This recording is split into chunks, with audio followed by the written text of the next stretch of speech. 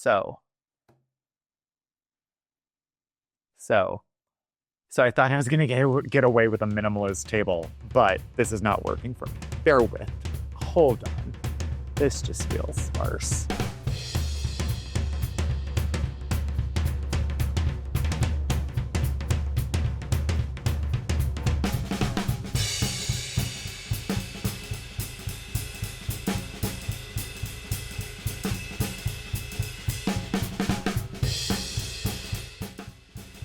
I haven't gone to the grocery store to get flowers for the week yet.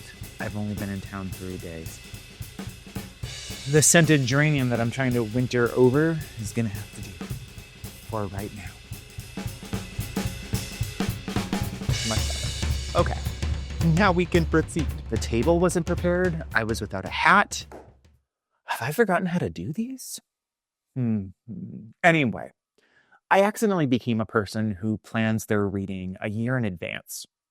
And quite honestly, I don't know when that happened because for a majority of my life, I have been a vibes-based reader. Chaos, lawless TBR, emotional support hardcovers. But last year, I tried a thing. I set up a calendar grid, 1 book a month, 12 books. And if you watched my previous video, you know that somehow it worked, which makes me immediately suspicious because anything that works one year tends to betray you the next. I'm Nick. This is DrCrankyPantsReads, and today I'm walking you through the 12 books I'm planning to read in 2026. Not because I think plans are binding, but because in the dumpster fire that has been the start of 2026, I like the illusion of control. And future me deserves at least a little emotional support from current me.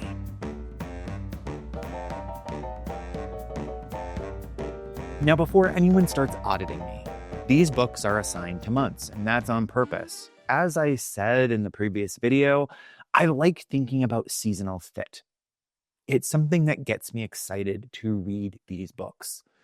But I want to be clear that this is not a contract because I refuse to be governed by my own spreadsheet or fancy graphics. Now, just as I did this last year, I'll check back in on these books at the end of 2026 and tell you what happened, what worked, where I failed, what I walked away from. But let's dig in because January is where we all begin lying to ourselves about how we're going to be more orderly people. It's a new year. It's a clean calendar. It's big. This is the year I will finally get my life together energy, which is always a mistake.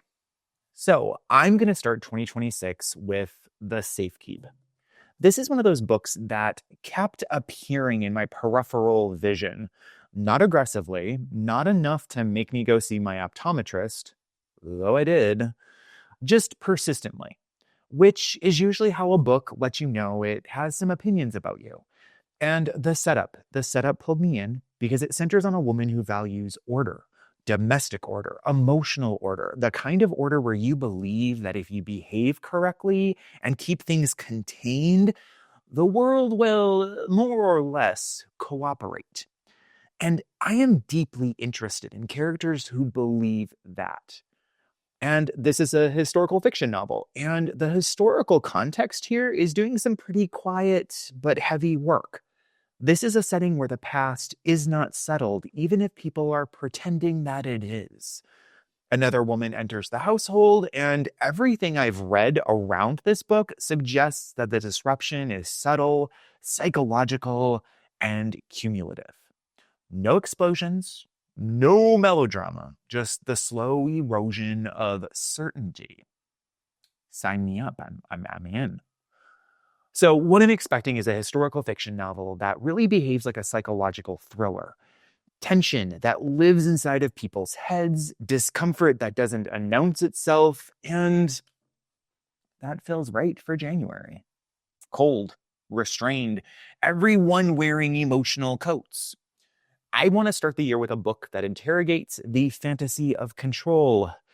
Because by February, I know I'm already going to be tired of pretending that I'm fine. Which brings us to February, and February is The Ex-Wife. And no, this is not a Valentine's Day pick. This book was published in the 1920s and follows a woman after divorce, which at the time there wasn't really a cultural script for what that was supposed to look like. There weren't recovery narratives. There was no empowerment arc, no tasteful seaside reinvention. And what interests me here is that this book really isn't about marriage.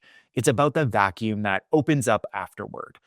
Divorce in this particular context isn't just emotional, it's structural. It's your role suddenly disappearing and society doesn't rush in with a replacement. And everything I've read about this book suggests it's less interested in romance than the aftermath. It's more interested in what independence feels like when it's new, when it's awkward, when it's slightly lonely, in wanting things before you know how to want them. Also, and this matters to me, that this does not look like it's going to be a reassuring book. Now, I could be wrong. But books from the 1920s are not famously big on emotional aftercare. And honestly, that's part of the appeal. February markets romance and mostly delivers gray slush and disappointment. I mean, really the best day out of the whole month is February 15th, half off candy day. Am I wrong? Now, reading something that takes the consequences of adult decisions seriously feels appropriate, because if January is about the illusion of order, February is about what happens when that structure collapses and you're left negotiating your life without a template, which feels like a very honest way to begin a year. Which brings us to March, which is when my brain just wants to feel useful again, because January and February are interior feelings, roles, quiet damage. But by March, I want some scaffolding. Context, a sense that there are reasons things feel the way they do. So March is nonfiction. The Twilight Years looks at Britain between World War I and World War II, a period that gets aestheticized to death and understood, well, at least here in America, not much at all. Part of why this book landed on my list is actually pretty embarrassingly specific, because I have been binging All Creatures Great and Small, and I realized that I was absorbing vibes without actually understanding the historical pressure cooker those vibes came from, because everything looks cozy until you remember what's coming. What I want from this book is that attention to that contradiction. Economic anxiety, political denial, cultural nostalgia, a society deeply invested in pretending that stability is permanent. Is this historic or is this current events? I'm unsure. But really, I'm interested in what it means to live in the pause before things fall apart. And more importantly, how people convince themselves the pause will last. And March feels just right for that. The optimism, it's worn off. The year is real now. Also, I am trying really hard to read more informational text. This is me being responsible. Please clap. And April. April is the wonder spot. Melissa Bank is one of those writers I associate very strongly with a specific moment in my reading life.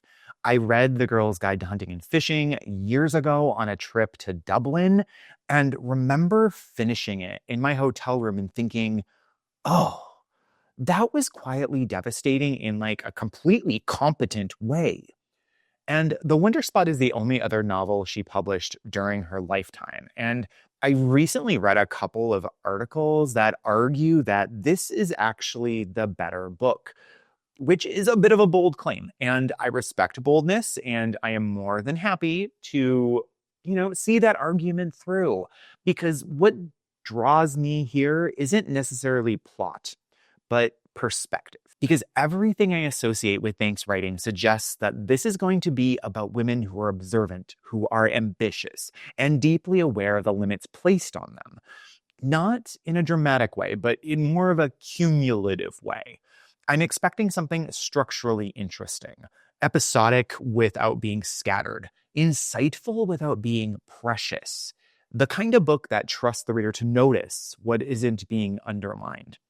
And after a month of big historical forces, I kind of want to be back inside a single consciousness for a novel, or perhaps a few of them. Just watching how smart people negotiate the space that they've been given. And April feels right for that.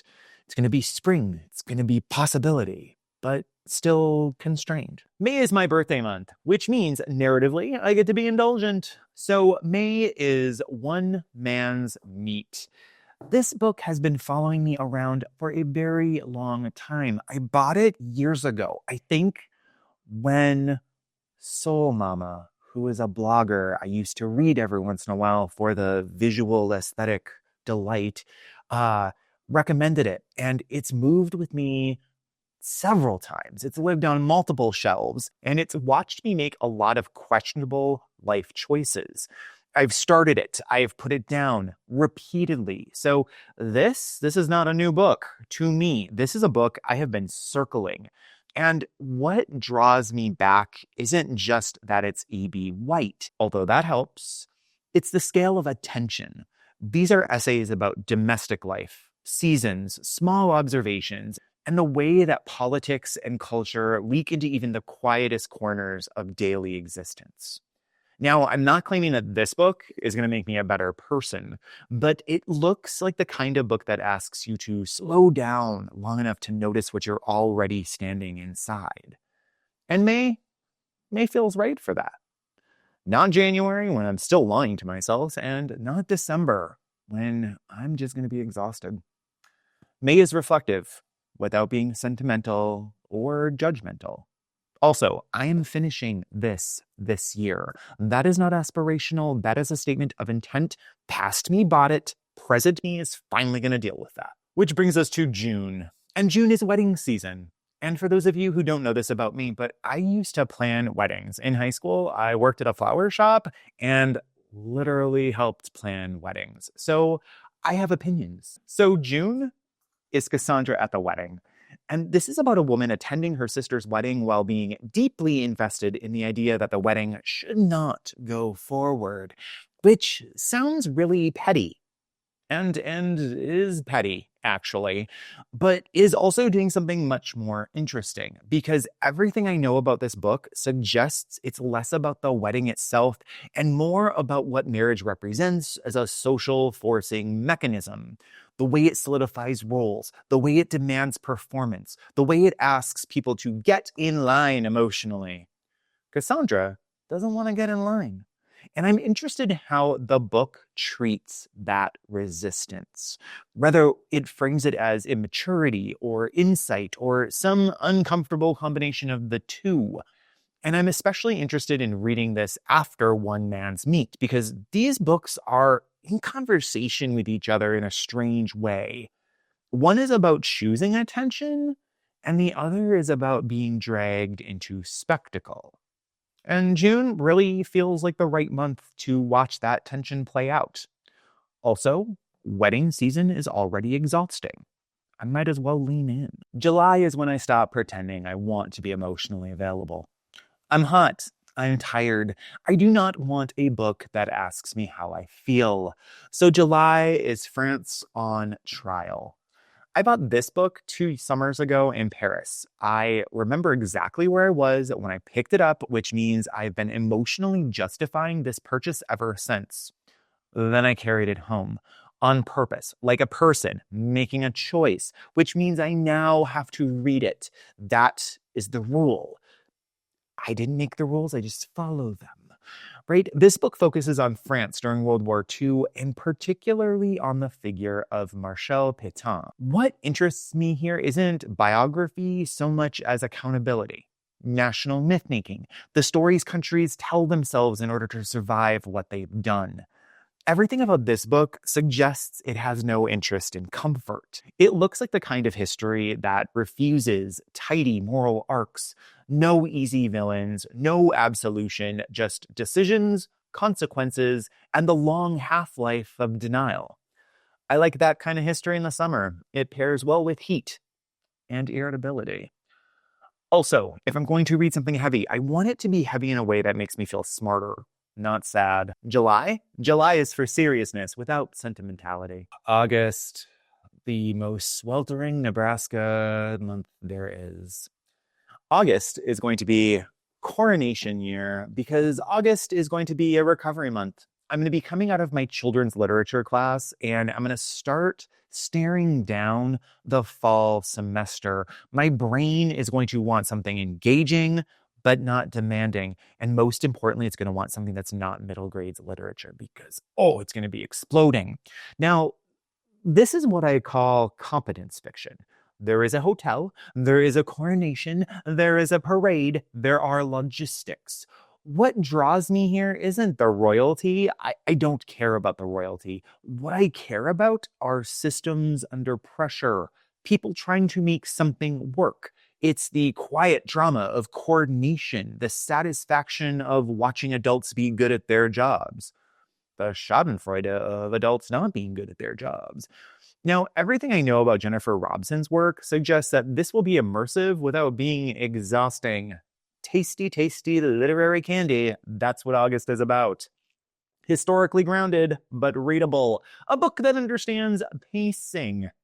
Because August is going to need that. Particularly after July's ethical wait. I'm going to want a book that restores my faith in the idea that someone, somewhere, is competent. Hopefully, I believe myself to be confident at that point. Also, I love a hotel novel. Always have, always will. Come for me in the comments. September is when I'm going to need everyone to lower their voices. The academic year will have started. My email is going to start lying to me again. Everything is going to be urgent, but nothing actually is going to be urgent. So September is the fortnight in September. Now, on paper, nothing happens. An English family goes on a holiday. They eat meals. They go to the seaside. Time passes. That's it. I love books like this.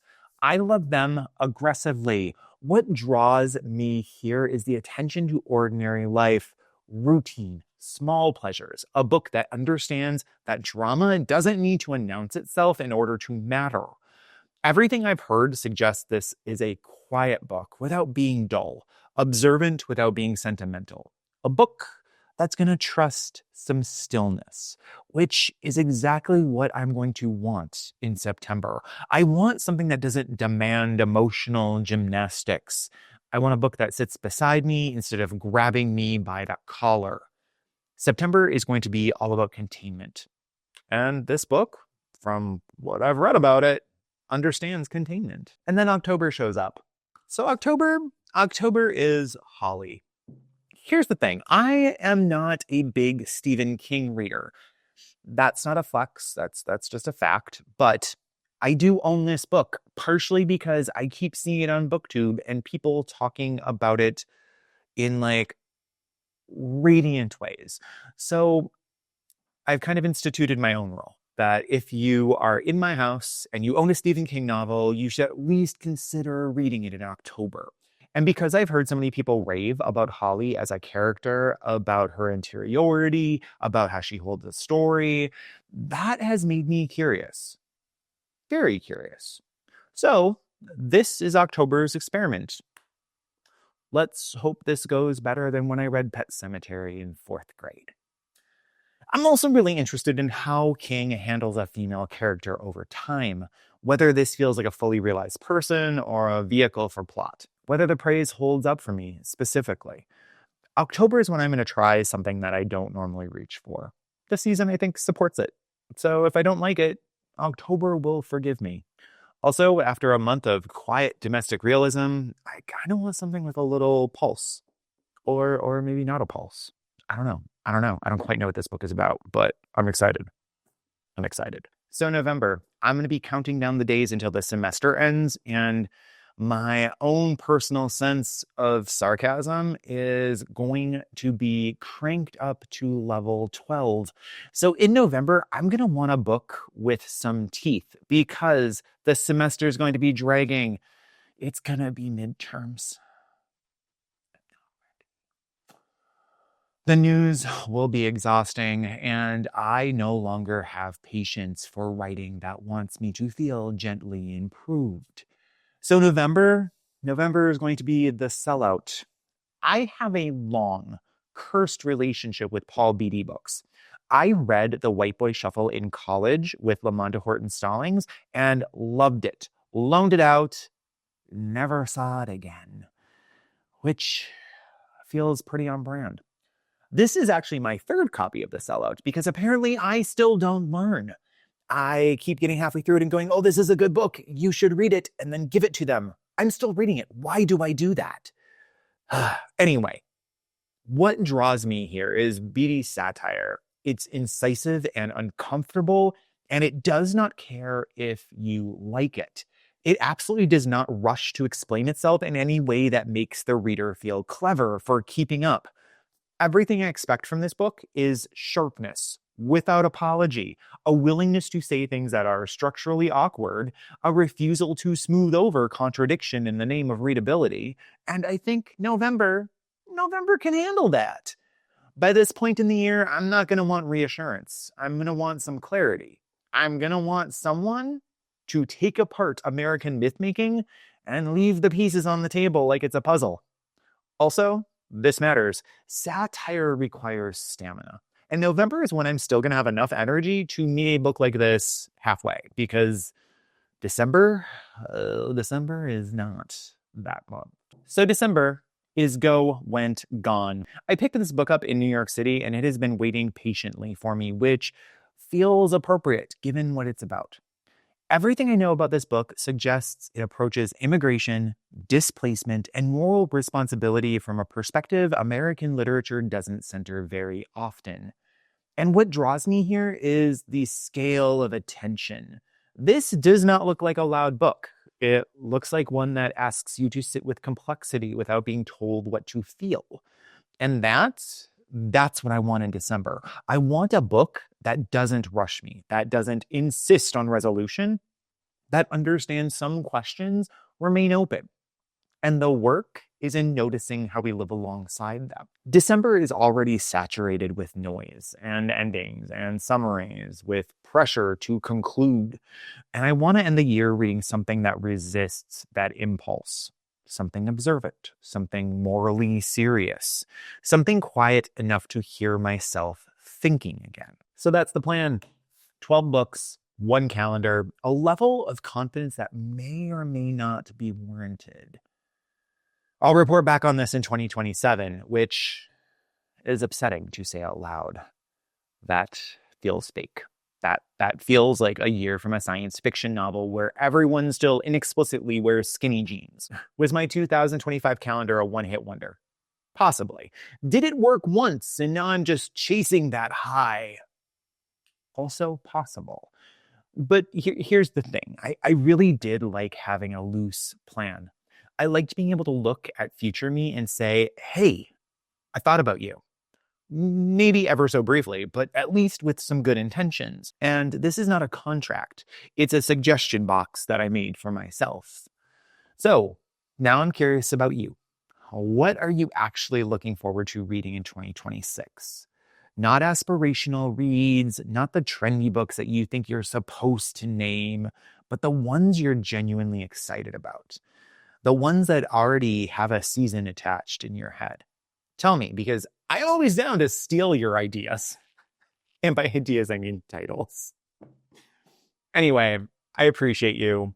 I hope life is good. And I will see you in the next one. Do it with a bare table, I thought. Poppycock.